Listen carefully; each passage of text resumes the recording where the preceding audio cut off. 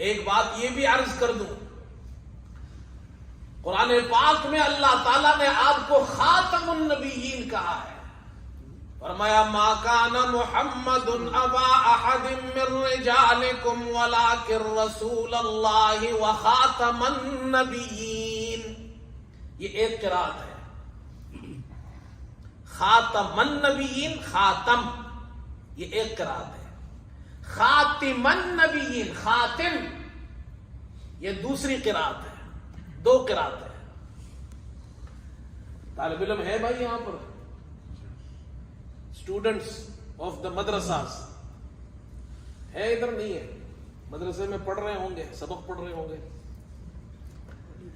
تو یہ یاد رکھو دو قرات ہیں، ان کو تو سمجھ میں آتی ہے بات۔ آپ کو بھی سمجھا دوں، قرآن میں کبھی ایک قرات بھی ہوتی ہے، اس کے علاوہ بھی قرات ہے، تو خاتم النبیین بھی ہے، خاتم النبیین بھی ہے۔ یہ میں اس لیے عرض کر رہا ہوں کہ آپ کو کوئی دھوکہ نہ دے۔ خاتم کا معنی ہے مہر، سیل، سیل کہتے ہیں نا۔ تو محمد صلی اللہ علیہ وسلم تمہارے مردوں میں سے کسی کے باپ نہیں، لیکن وہ اللہ کے رسول ہے اور نبیوں کی مہر ہے۔ معنی کیا ہے اس کا؟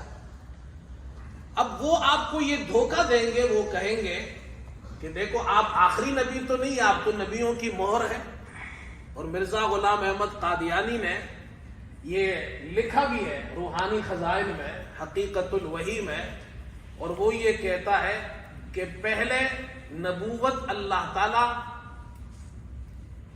نبی بناتے تھے، نبوت آپ عنایت فرماتے تھے، اللہ تعالیٰ جسے چاہتے تھے نبی بناتے تھے، اور پھر جب حضرت صلی اللہ علیہ وسلم آئے تو اب آپ کی اتباع سے نبوت ملے گی، جو بھی آپ کی اتباع کرے گا آپ مہر لگائیں گے وہ نبی بن جائے گا۔ یہ معنی کرتے ہیں۔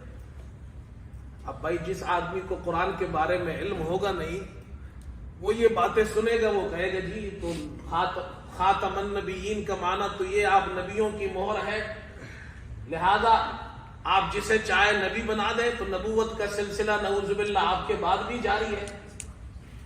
یاد رکھیں یہ معنی کرنا غلط ہے۔ کیوں؟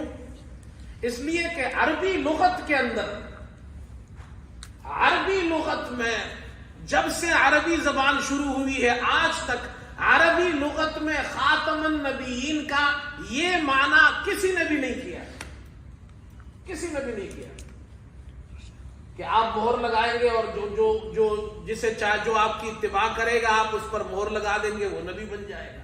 عربی لغت میں یہ ڈکشنری میں یہ معنی خاتم النبیین کا نہیں ہے، قرآن کی کسی تفسیر میں یہ معنی نہیں ہے۔ 1400 سال میں صحابہ نے یہ معنی نہیں کیا ہے، چاروں اماموں نے یہ معنی نہیں کیا ہے۔ بات سمجھ میں آئی؟ ٹھیک ہے۔ دوسری بات، خاتم النبیین کہہ کر وہ یہ مرزا غلام احمد قادیانی یہ کہنا چاہتا ہے کہ مجھے بھی جو نبوت میں جو نبی ہوں، میں بھی اس لیے نبی ہوں کہ وہ اس آیت سے اپنے لیے دلیل پکڑ رہا ہے۔ سوال یہ ہے، قرآن میں ہے خاتم النبیین، نبیوں کی مہر، نبیوں کی مہر ہے نا، تو جمع کا صیغہ آیا ہے، نبیوں کی مہر، پلورل ہے، نبیوں کی مہر۔ اور عربی زبان میں جمع کے کم از کم افراد 3 ہوتے ہیں۔ یہ علماء بیٹے ہیں، یہ حضرات جانتے ہیں جمع کے لیے کم از کم افراد کتنے ہوتے ہیں؟ 3۔ تو کم از کم 3 نبی تو ایسے ہونے چاہیے جو آپ کی مہر سے نبی بنے ہوں۔ حالانکہ مرزا غلام احمد قادیانی اپنے علاوہ حضور صلی اللہ علیہ وسلم کے بعد اپنے علاوہ کسی کے لیے اور کے لیے نبوت نہیں مانتا، تو قرآن کی اس آیت سے دلیل ویسے بھی نہیں پکڑ سکتا ہوں۔ یہ بات سمجھ میں آئی؟ اب سمجھو خاتم النبیین کا معنی کیا ہے؟ نبیوں کی مہر۔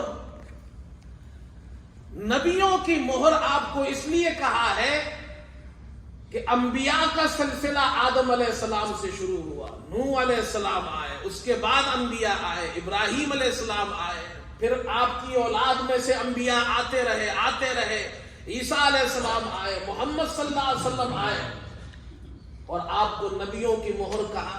جب آپ خط لکھتے ہیں تو لکھتے جاتے ہیں لکھتے جاتے ہیں لکھتے جاتے ہیں اور آخر میں کیا کرتے ہیں؟ سٹیمپ لگا دیتے ہیں، مہر لگا دیتے ہیں۔ مہر شروع میں لگتی ہے آخر میں لگتی ہے؟ آخر میں لگتی ہے۔ اور جب مہر لگ جاتی ہے، جب سیل ہو جاتا ہے، اس کا معنی یہ ہے اب جو چیز اندر ہے وہ اس سے باہر نہیں آ سکتی، جو باہر ہے وہ اندر نہیں جا سکتی۔ دیکھو بھائی، اب اس کی دلیل کیا ہے؟ قرآن سے سنو۔ فرمایا اللہ اکبر، اللہ تعالیٰ نے قرآن پاک میں ہمیں یہ دلائل سمجھائے ہیں، کوئی سمجھنے والا ہو تو وہ قرآن سے سمجھے۔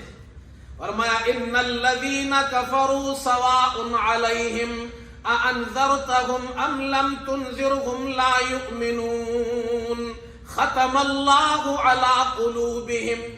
اے نبی، یہ جو کفار ہے ان کو آپ ڈرائے یا نہ ڈرائے یہ ایمان نہیں لائیں گے۔ کیوں ایمان نہیں لائیں گے؟ اللہ کے نبی آپ ان کو ڈرائیں یا نہ ڈرائیں یہ ایمان نہیں لائیں گے۔ اس کی وجہ اللہ نے بیان کی ہے، ختم اللہ علی قلوبہم، اللہ نے ان کے دلوں پر مہر لگا دی ہے۔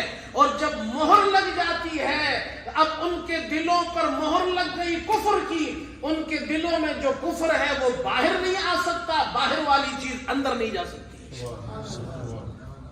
مہر لگنے کے بعد اندر والی چیز باہر نہیں آتی، باہر والی چیز، دیکھو بھائی کوئی چیز سیل کر دو آپ، اندر والی چیز باہر نہیں آئے گی، باہر والی چیز اللہ نے آدم علیہ السلام سے محمد صلی اللہ علیہ وسلم تک نبوت کا سلسلہ شروع کیا اور یہاں پر ختم کیا اور آپ کے ذریعے مہر لگا دی ہے۔ اب ان انبیاء کی جماعت میں سے کسی کو بھی ان سے باہر نہیں نکالا جا سکتا ہے اور باہر والے کسی کو بھی اس جماعت میں داخل نہیں کیا جا سکتا ہے۔ یہ ہے خاتم النبیین کا معنی، بات سمجھ میں آ گئی؟ اور خاتم النبیین، خاتم کہا آپ کو، خاتم کا معنی ہے ختم کرنے والا۔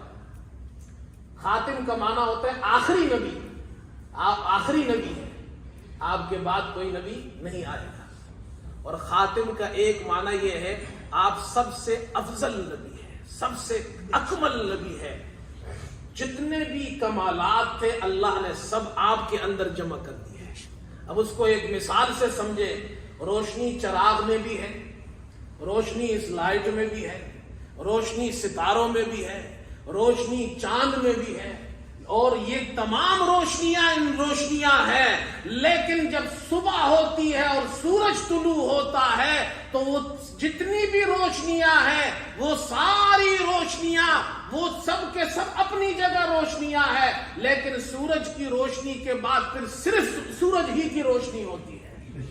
تو سورج کہتا ہے کہ انا خاتم الانوار، جتنے بھی انوار ہے، روشنیاں ہے، وہ اس پر جا کر مکمل ہو گئی ہے۔ روشنی کے تمام درجات سورج پر جا کر مکمل ہو گئے۔ اللہ نے حضرت آدم کو بھیجا، نوح علیہ السلام کو بھیجا، حضرت ابراہیم کو بھیجا، حضرت موسیٰ کو بھیجا، یہ سارے بڑے بڑے انبیاء ہیں، سب کے سب ان کے اندر کمالات ہے، سب کے اندر اللہ نے بڑے بڑے کمالات رکھے ہیں، لیکن آخر میں محمد صلی اللہ علیہ وسلم کو بھیجا کہ وہ سارے کمالات اللہ نے آپ کے اندر جمع کر دیے ہیں۔ یہ ہے خاتم النبیین کا معنی۔ بات سمجھ میں آئی؟